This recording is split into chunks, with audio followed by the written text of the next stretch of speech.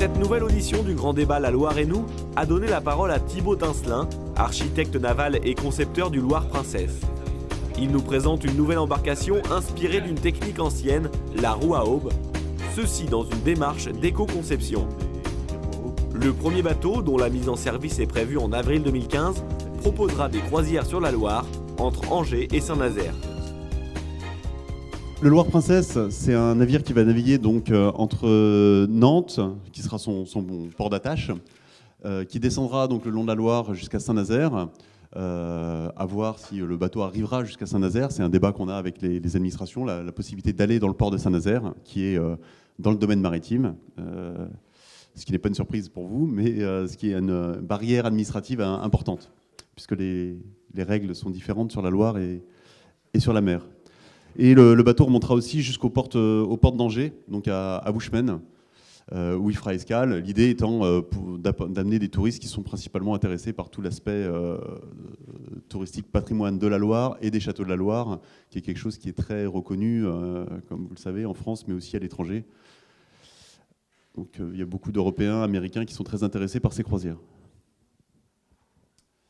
Donc vous voyez le parcours, avec principalement donc, les escales dont je vous ai parlé, avec en amont de Nantes l'intérêt de pouvoir s'arrêter à Ancenis aussi, qui fera une escale intermédiaire, avec tout l'intérêt de pouvoir découvrir le vignoble, éventuellement ses produits à bord ou à terre. Et la preuve est faite, en effet, qu'il y a un véritable attrait, puisque quasiment toutes les croisières de la première année sont déjà vendues.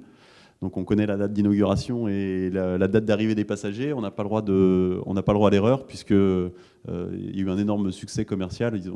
La commercialisation a été lancée il y a plus de 6 mois, et très vite, les cabines ont été vendues à des passagers français, européens et américains. Donc il y a une grosse attente, je pense, et il y avait une attente en tout cas de la part des croisiéristes.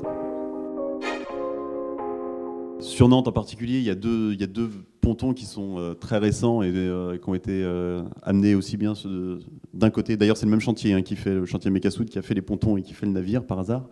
Mais il y a un ponton qui est le ponton des Chantiers, qui est côté île de Nantes, l'autre ponton Bélem, côté quai de la Fosse, qui sont extrêmement récents, qui sont très bien équipés, qui ont le bon franc-bord, la bonne longueur. Et l'avantage en plus du ponton Bélem, c'est qu'il est équipé pour la décharge d'eau sale, d'eau grise, qui permet de vidanger les cales du navire pendant les escales. Donc a priori sur Nantes, on est plutôt très bien équipé.